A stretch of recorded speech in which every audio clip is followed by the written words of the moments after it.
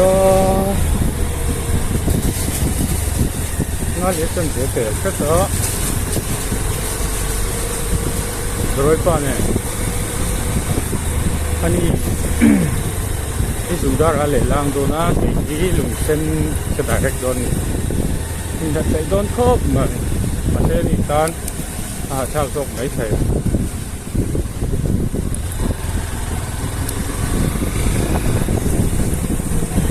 trong đây là cái lồng cá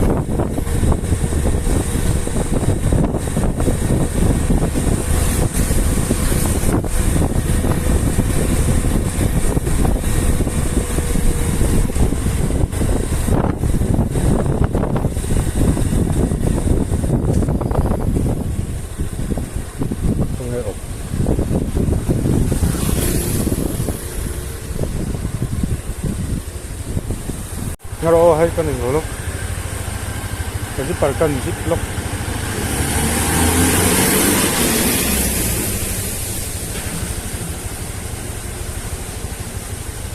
azing mai siamo petrol thun thei ka ngai don tum thum ve lat la ngani karo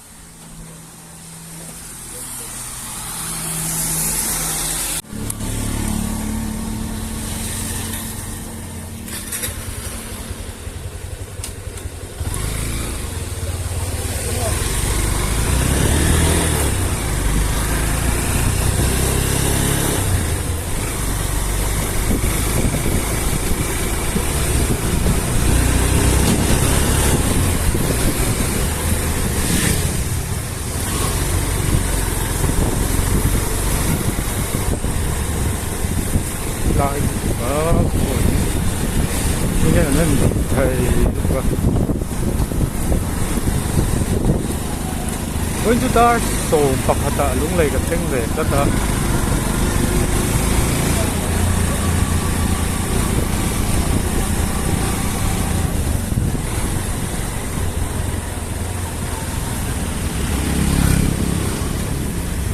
ka mari thei nya lung lei ka na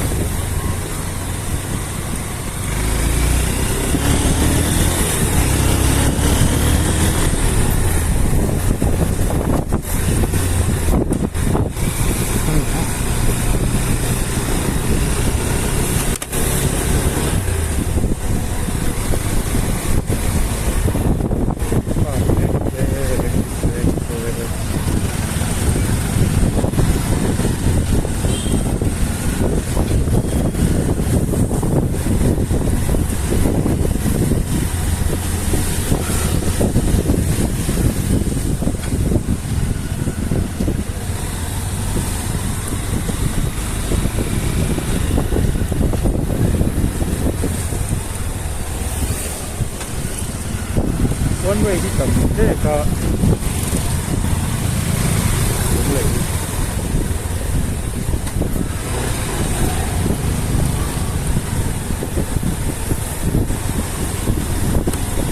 hotel oh no hotel oh no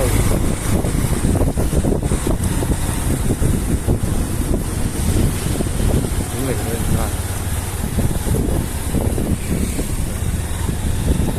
chưa thấy con này kìa.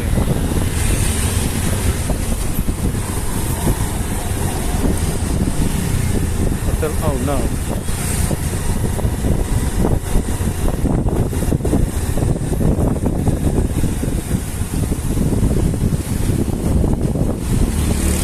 là hiện tại thầy thế mà thế one way à thế đó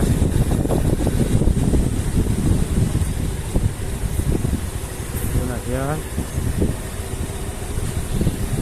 xong phần này lại đi ngon nhé cái này cái Hauruang á RedRock cái phần này đây lúc này đen lại thì nhé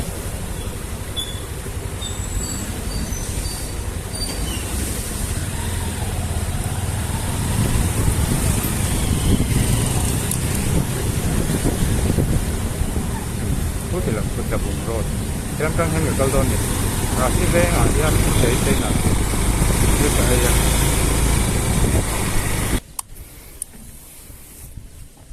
Sazai cái bèo thỏ, cái hình này là sản phẩm anh nhé, cái tên trăng khán, khát lệ, nó, khát lệ li ngã cái chuột à, đã cả chân để cái thàn đấy này chứ, nál thắp hộp mấy thứ sao mấy mình nắm đi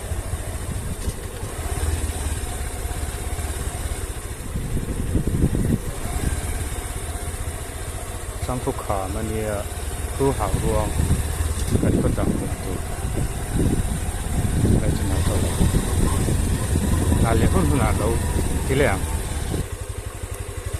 làm theo ô nó có bằng lên yeah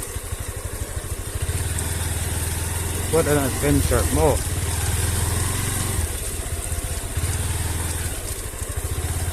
cần lắm ạ khăn cái 360 papa đừng được 360 có em lâu tôi ngay ta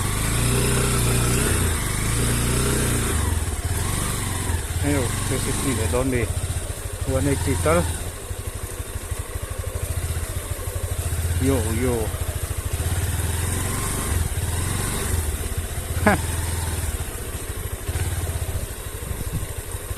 vậy nó mấy mà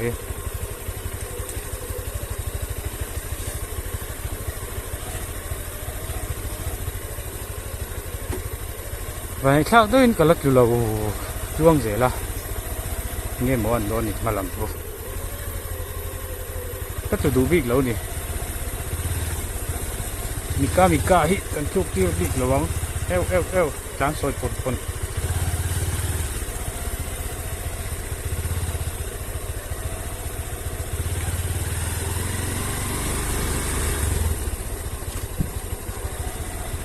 ngã lầu anh đi pin lầu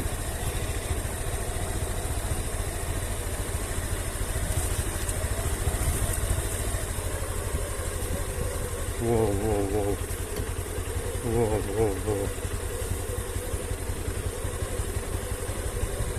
cái hít anh nào tổ xua anh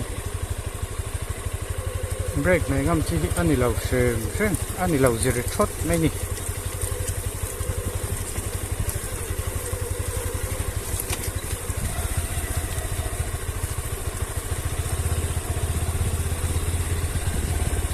cái tháp cái support rất mày về lát mình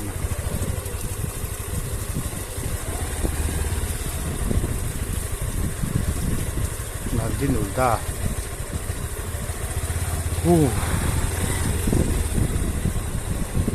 lắm à đúng rồi sang lắm mà hết cho anh phù đi ốm đi lầu xe chết thì gây này là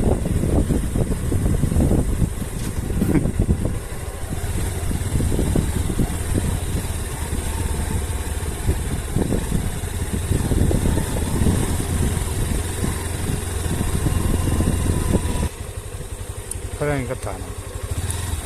sang làm ami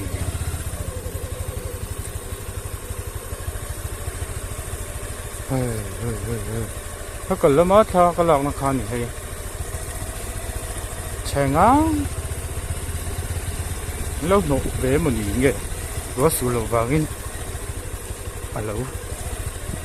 hay anh nói gì nál khoa thu tụ cái hay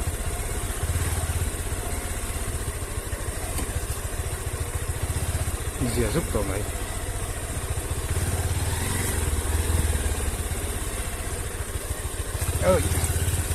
lên đủ lâu na mình phải tham ai nì yo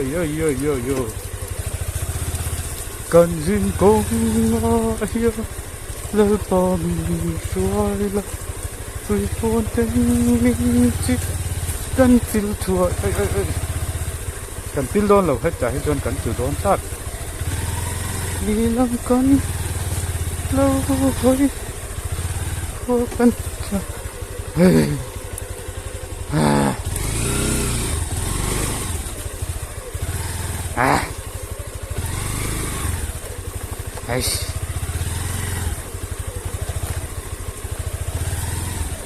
tay áo họ trang của mình rồi